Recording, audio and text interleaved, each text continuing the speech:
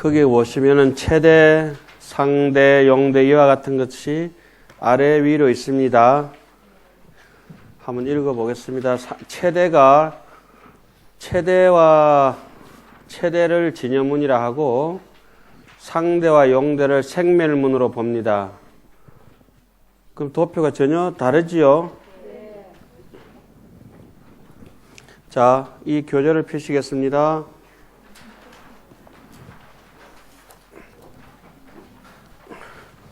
말씀을 좀 천천히 해달라고 하시니까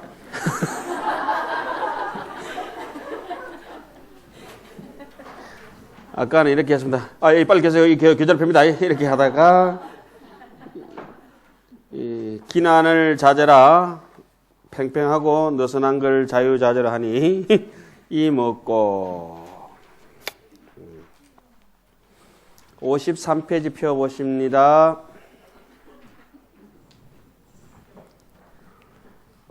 일자는 최대니 위 일체법의 진여 평등하여 부정강고로 대의 중에 최상용, 최대, 상대, 용대 중에 최대라고 하는 것은 어디에 있다? 진여문에 있다. 넘어가겠습니다. 줄 것이죠. 반드시 줄을 것이에요. 줄을. 이자는 상대니 위 열애장이 구종무루성 공덕고요. 우리 지금 많이 하고 있는 대목이죠. 이것을 우리는 이미 2위문에서 많이 했던 대목입니다. 이걸 거듭 해석했는 대목이 어디입니까? 해석문, 어장문입니다. 삼자는 용대니 능생 일체 세간 출세간의 선인가고라. 상대, 용대, 상용, 이대는 어디에 있다? 제 생멸문이니 생멸문 내에도 여교 자체가 있다. 자체 상용이라 이러죠. 예. 그래서 굳이 따지자면은 원효 스님의 의견은 어떻게 보고 있습니까? 최대는 진여문, 상대 용대는 생멸문. 그럼 이 도표는 어떻습니까? 틀렸다고 할 수는 없고 신기하다, 특이하다, 그죠?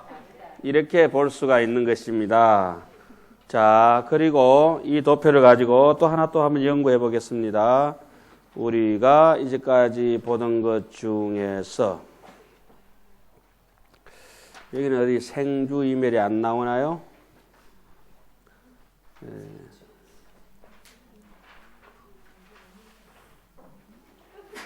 예. 밑에서 하나, 둘, 셋, 넷, 다섯, 여섯 줄을 올라가 보세요. 밑에 글 중에서 보이시나요? 왼편, 자, 요쪽입니다. 요쪽. 왼편 좌측 하단 중간쯤, 그죠? 보이세요? 네. 생주 이멸이라고 써져 있죠. 네. 생상을 어딘 상을 보고 있습니까? 근본업 불상응념과 업상, 그 등각, 십지 뭐 이렇게 해서 생상을 보고 있죠. 그리고 주상은 어떻게 보고 있습니까?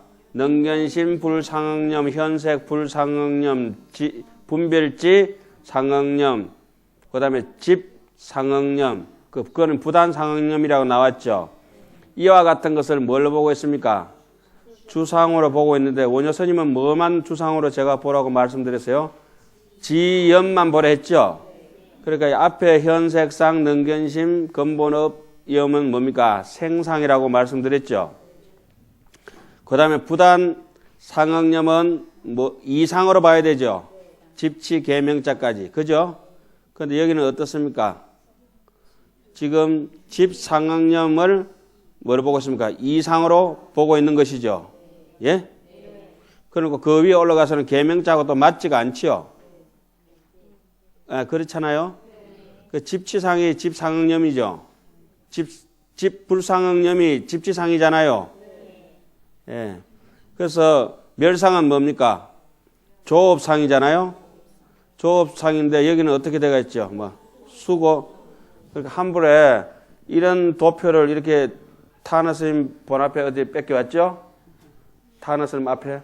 그게 그 책 앞에 붙어서도 안 되고 이렇게 봐서도 안 됩니다. 해동소. 그리고 그 외에도 여기 경강부에 해놓은 게 상당히 많은데 그런 것을 낱낱이 이렇게 짚어드리기보다는 아예 이걸 버려버리면 이게 버려버려. 보지 마십시오. 아예 못 볼 것은 차라리 안 보는 게 낫다. 그래서 여러분들은 저를 만난 것이 가문의 영광이자 개인의 행복이다. 이것도 목판문에 있는 것지만 낱낱이 따져보면 어떨까요? 상당히 많이 나옵니다. 그러니까 앞으로 여러분들께서는 뭐 그럴 일이 없으시겠지만은 책을 내시든지 뭘 하시든지 간에 정말 안목을 가지시고 책임감 있게 남겨놓으시면 좋습니다. 저는 원효 스님 같은 분들을 그냥 우리가 발굴해서 고고학 어떤 유적지를 발굴해서 발굴한 그런 분들이 아니라 이 태양처럼 발굴하지 않아도 환하게 우리 곁에 와가 있는 것처럼 너무 지금도 고맙게 생각이 들고 이 책이 아니라 원효의 빛이라고 이렇게 보면 됩니다. 이런 것이. 너무 감사하고 고맙고 그래도 어쩔 것이요. 당신이 우리가 없으면 빛나지도 못하지. 사람은 많은데 원효를 알아봐야 집 상지 상득이다 이렇게 돼야 돼요.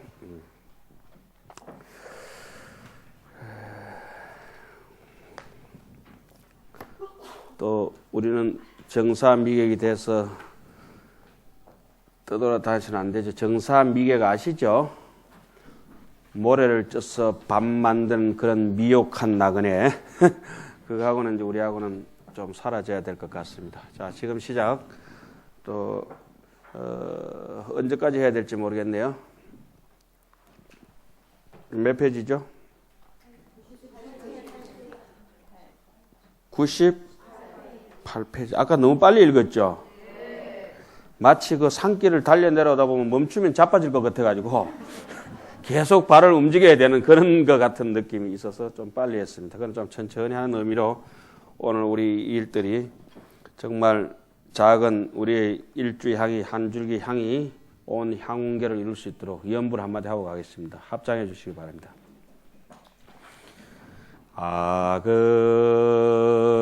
아금지차 일주향 변성무진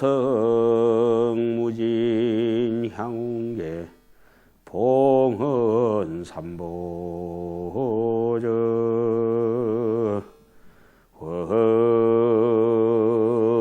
원수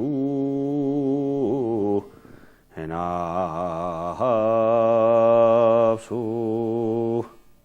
원수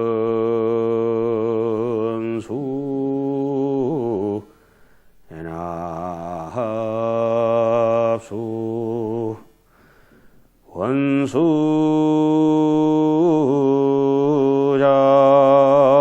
원수자비 예납수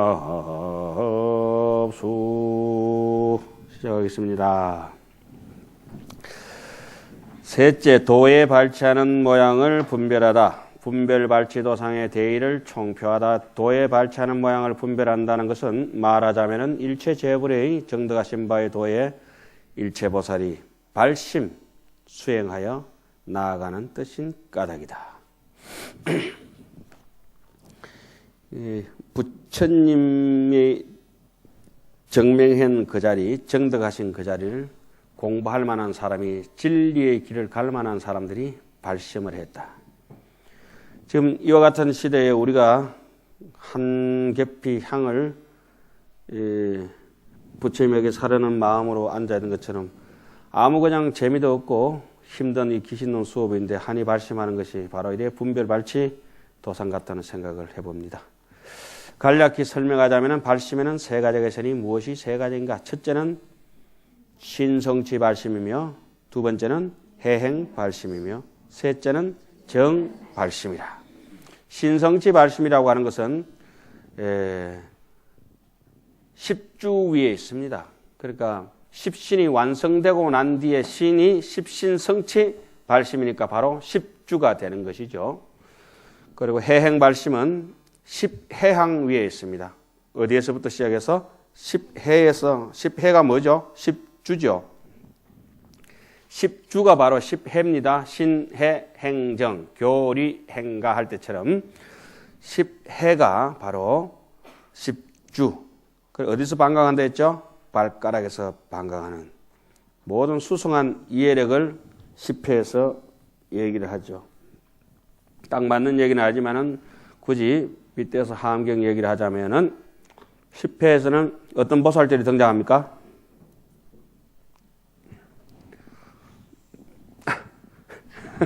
십회에서는 법회보살이 등장하죠. 십행에서는 공덕님보살, 십회항에서는 건강당보살, 십지품에서는 건강장보살. 처음에 이제 보현문수로 시작해서 다시 문수보살로 법회, 공덕님, 그 열보살들이 다 등장하죠. 그러니까 해라고 하는 것은 십주라고 하는 것은 십해라고 하는 것은 제가 왜 굳이 법회보살을 지금 언급하냐면은 해라고 하는 것은 이해한다고 하는 것은 지혜가 있어야 된다 이 말입니다. 해자 돌림 보살들이 다 하암경에 등장하는 이치는 그런 뜻입니다.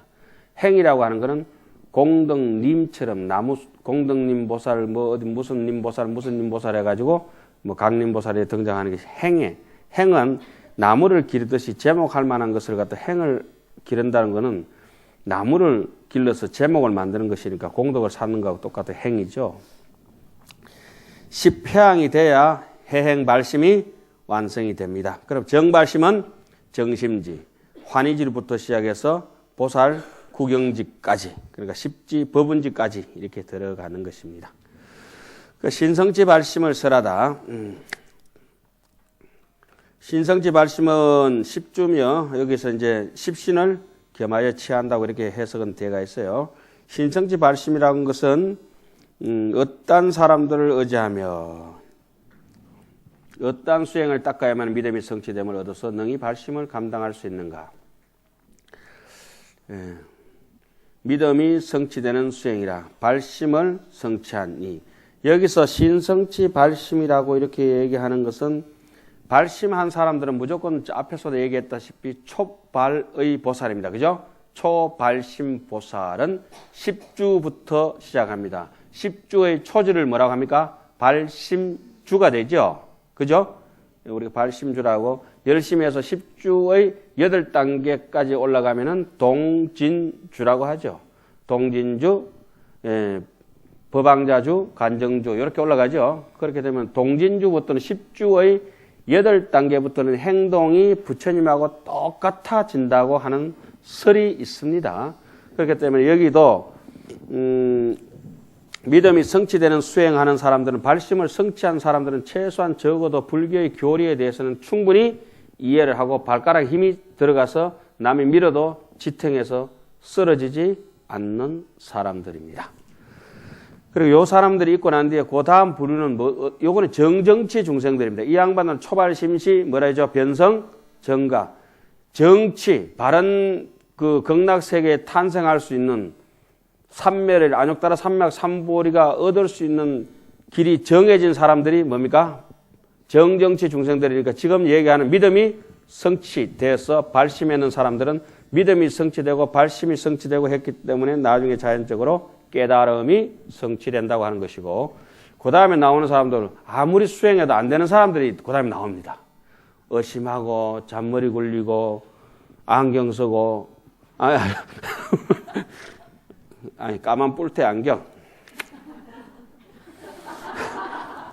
이른바 부정치 중생을 의지하니 신성치 발심은 부정치 중생을 의지하니 성근의 훈섭이 힘이 있는 까닭으로 업의 가보를 믿고 능히 십선법을 일으켜서 생사의 고뇌를 싫어하고 무상보리를 구하고자 하기에 제부를 만남을 얻어서 친히 공양을 받들고 신심을 수행해야 돼. 1만급이 지나서야 신심이 성취되는 까닭에. 아이고 1만급 지날 바에 차라리 안 한다 소리 나오겠죠. 예, 제불보살이 가르쳐 하여금 발심하게 하며 혹은 대자비한 까닭으로 능히 스스로 발심하며 여러 가지 발심하는 갈래가 있습니다. 그죠? 부처님의 가르침을 받아서 발심하기도 하고 스스로 자비해서 발심하기도 하고 정법이 없어지고자 함을 안타깝게 얘기해서 정법을 보호하는 인연인 까닭으로 능히 또 스스로 발심하고 이래서 안 되겠다. 이제 사람이 없네. 내라도 좀 공부하자. 이런 사람도 있죠. 이와 같이 신심이 성취되어 발심을 얻은 자는 정정치에 들어가서 필경에 물러나지 아니하니 열의 종자 가운데 머물러서 정인과 상응한다고 말한다. 정인이라고 하는 것은 진여 자성이죠. 이런 거 이제 뭐 성골이다. 우리는 불골이 돼야 됩니다. 불골. 부처님의 뼛속까지 부처님이 돼야 되죠. 골수까지. 뼈가 아니라 골수. 발심이 확정되지 못한 사람. 만약 어떤 사람이 성건이 미약하고 적어서 오랜 세월로부터 번뇌가 깊고 두텁다면은 비록 부처님을 만나서 또한 공양함을 얻더라도 그러나 인천의 종자를 일으키며 앞에는 무슨 종자였습니까? 열애의 종자. 그래서 제가 말씀드린 게 이것이지 않습니까? 우리는 지금 인격을 배우려고 기신론을 배우는 것이 아니라 뭘? 불격을, 예? 부처님의 격을 갖추기 위해서 공부를 하고 있습니다. 그렇게 되면은 카드도 부처님이 만들어 보이고 하토도 부처님이 만들어 보이고 장기도 부처님이 만들어 보입니다. 농담처럼 여기지십니까? 농담입니다. 혹은 이성의 종자를 일으킨다. 그래서 자기가 생각했는 만큼 그 자가당착에 빠지게 되어 있다는 것이죠. 설령 대성을 구하는 자가 있더라도根기가 곧 확실하지 못해서 결정되지 못해서 나아가기도 하고 물러가기도 한다. 혹은 부처님께 공양을 올리되 1만급을 지나지 아니하고도 그 가운데서 인연을 만나서 또한 발심함이 있기도 하다. 이른바 부처님의 색상을 보고서 그 마음을 바라며 혹은 대중스님께 공양함을 인하여 그 마음을 바라며 혹은 이성인이 가르쳐줌을 인하여 발심하기도 하며 혹은 다른 사람의 발심을 배우기도 한다. 이와 같은 등의 발심은 모두 다 결정된 것이 아니기 때문에 악한 인연을 만나게 되면은 혹은 문득 물러나고 잃어버리며 이성의 지위에 떨어지기도 한다. 이제 드디어 수행이 성취된 발심에 들어갑니다. 여기에 들어가면은 신성지 발심을 하게 되면은 조금 전에 말씀드렸다시피 초발심시 변성정각의 정정치의 길로 들어서게 되는 것입니다. 또한 신성치 발심이라는 것은 어떠한 마음을 내는 것인가? 간략히 말하면 세 가지가 있으니 무엇이 세 가지냐? 첫째는 직심이니 진여법을 바르게 생각하는 까닭이며 둘째는 심심이니 일체 선행을 모으기를 좋아하는 까닭이며 셋째는 대비심이니 일체의 중생을 권해를 뽑아주고자 하는 까닭이다. 이래서 직심이라고 하는 것은 정직한 마음으로 진여법을 바르게 생각하는 것은 제가 어제 뭐라 했습니까? 이행의 근본이다. 자리와 이타의 근본이 바로 직심이요. 심심이라고 하는 것은 일체 선행을 모으기를 좋아하여 스스로를 가다듬고 자기에게 스스로 악행을 모으기를 좋아하지 않고 자기에게 이로운 일만 하니까 여기서 심심은 뭡니까? 깊은 마음이 있고 난 뒤에 넓은 마음이 생겨지는 것이죠. 남을 배려한 마음도 굉장히 깊고 남을 포용하는 마음이 넓어지니까 대비심이 되는 것입니다. 그러니까 심심이라고 하는 것은 원효 스님께서 해석하시기를 자리라. 심심이라고 하는 것은 이 바닥에 이 마음의 근원이 어디까지는 내가 착할 만큼 착해져 보자고 하는 것입니다. 그리고 대비심이라고 하는 것은 보도 중생이래잖아요. 널리 일체 중생을 다 제도하려고 한다. 이타의 행의 근본이 바로 대비심입니다. 그러니까 여러 중생들을 제도하려고 하면은 반드시 방편을 제대로 다 갖춰야 되겠죠. 묻는다. 위에서 설하기를 벗게는 한 모양이며 부처님의 본체는 둘이 없다고 하니 무슨 까닭으로 오직 진여를 생각해야 할 뿐만 아니라 또한 여러 선행의 따끔을 빌려야 하는가. 아니 부처하고 내하고 본체가 둘이 없는데 뭐 진여 생각할 까닭도 없고 선행 닦을 필요가 있는가. 그냥 가만히 있어도 사람이 부처다 끝나버렸는데 기신론은 어떻게 얘기했죠? 중생을 부처라 하면 안 된다. 왜 그랬죠? 한 번도 잡념을 끊어본 적이 없기 때문에 잡념이 그렇게 번다한 사람을 부처라 하면은 안 된다. 그러니까 부처가 될 소지는 있다. 이렇게 보는 거죠. 정확하게 얘기하자면 불성을 간직하고 있다. 그러니까 제발 그 사람으로 하여금 불성을 일으켜라. 이렇게는 얘기를 할 수가 있는 것이죠. 그냥 그 사람이 부처다 이렇게까지 얘기하면 이제 역설적으로 표현은 됩니다만은 그거는 좀 황무지 같은 사람을 그렇게 부처라고 하면은 도무지 이해가 안 되니까 차라리 단무지를 먹고 마는 것이죠. 예. 비유하자면은 큰 만이보배가 체성이 투명하고 청정하지만은 그러나 광석의 때가 있으니 어떤 이가 비록 보배 성품을 생각할지라도 방편으로서 그 만이보배서를 구설도 깨어야 서말이라고 그죠? 구설도 깨어야 서말이 아니고 뭐죠? 서말 구설이라도 깨어야 보배라고 하듯이 구설을 갈고 따듬고 절차 탁마 해가지고 방편을 써가지고 커팅을 하고 이렇게 하면은 다이아몬드 각이 그 몇 각입니까? 다이아몬드 각이 몇 각입니까 이게? 57각입니다. 그것도 부처님이 만들었습니다. 다이아몬드 각이 8개를 이렇게 각을 이렇게 잡습니다. 8정도를 상징합니다. 그리고 이렇게 8각이 이렇게 딱 올라옵니다. 이렇게. 그리고 중간에 그 각을 다시 한 번 더 이렇게 밀면 16개가 됩니다. 다시 이렇게 되면은 그 8개, 3개, 3, 8이 24각이 되고 이렇게 하다 32각을 위에 잡습니다. 그리고 제일 위에 평평하게 딱 깎으면은 몇 각이죠? 33면이 형성됩니다. 그게 33 도리천입니다. 밑으로 8각이 이렇게 쭉쭉 타고 내려오는데 그 8각을 타고 내려서 한 번 깎고 두 번 깎고 세 번 깎고 이러면은 밑에를 3, 8이 24각입니다. 다이아몬드 이렇게 깎잖아요. 이렇게. 그럼 합치면 57각입니다. 그 넘경을 57이라고 합니다. 예? 52위에다가 뭐가 있습니까? 3점차 사가형을 붙여가지고. 그냥 아무 데나 붙이고 맙시다. 하여튼 다이아몬드 몇 각? 위에 거 몇 각? 위에 몇면 33면, 밑에는 24면. 이거 거짓말 아니고 진짜입니다. 진짜예요.